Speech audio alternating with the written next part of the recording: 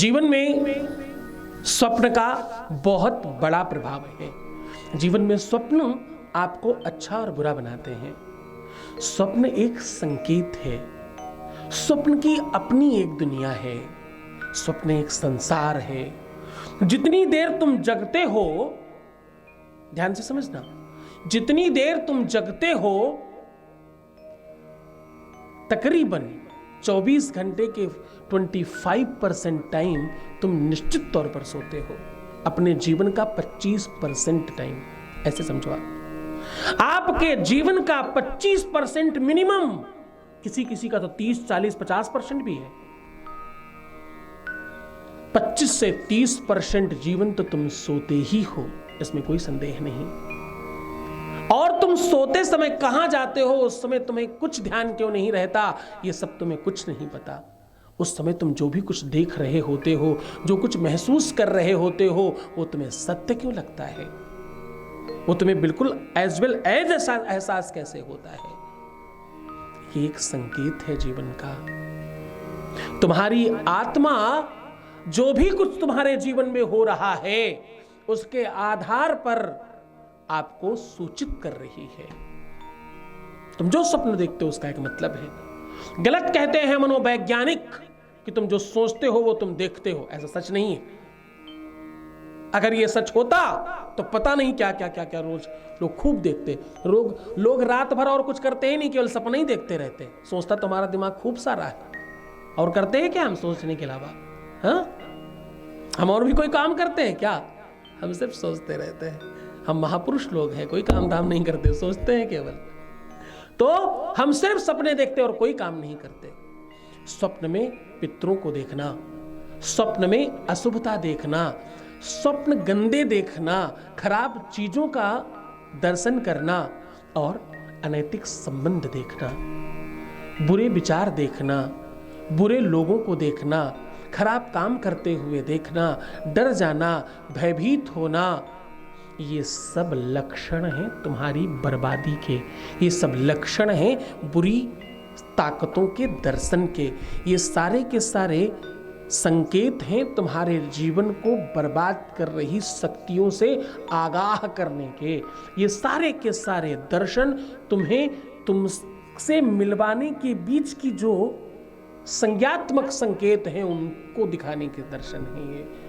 अगर ये सब तुम्हें दिख रहा है तो सावधान हो जाइए, तुम्हारे जीवन में बड़ा संकट आने वाला है।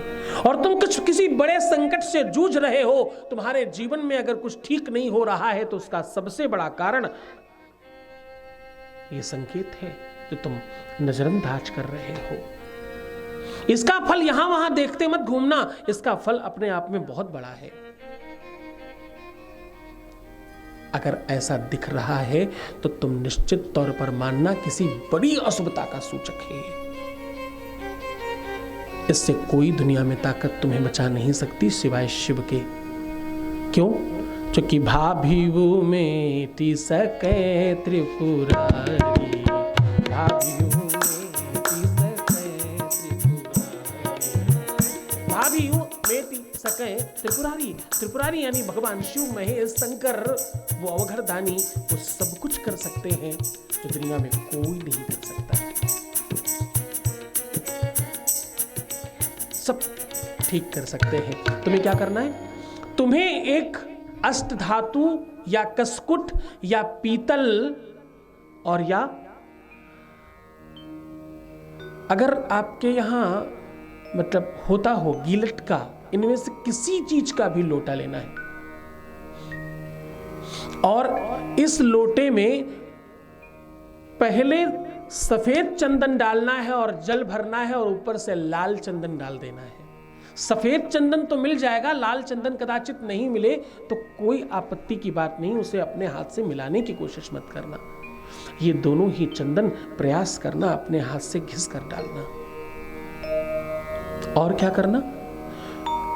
घर के मंदिर के पास खड़े होकर के 9 बार ओम नमः शिवाय बोलकर अपने मस्तक से लगा करके आसपास के किसी भी प्रतिष्ठित शिव मंदिर में जाकर, अब देखो शर्माना मत, अब देखो संकोच और शर्म मत करना, एकदम भयभीत मत होना, इस बात को सोच समझ कर करना, ये धर्म है, इसमें कोई संकोच नहीं होता, इसमें कोई शर्म नहीं होती। खूब श्रद्धा से जाना और बाबा शिव के ऊपर चढ़ा देना। यहां चढ़ाते समय तुम्हें 12 बार बाबा शिव का नाम लेना है। घर में ये जल लेकर मस्तक में लगाने के टाइम पर और यहां चढ़ाते समय ओम नमः शिवाय का उच्चारण करते हुए ये जल चढ़ा दो। और ऐसा कम से कम 9 दिन तक लगातार करना। संभव हो सके तो मास पर्यंत करना चाहिए, 1 महीने तक करना चाहिए, वरना 9 दिन तो करना ही चाहिए।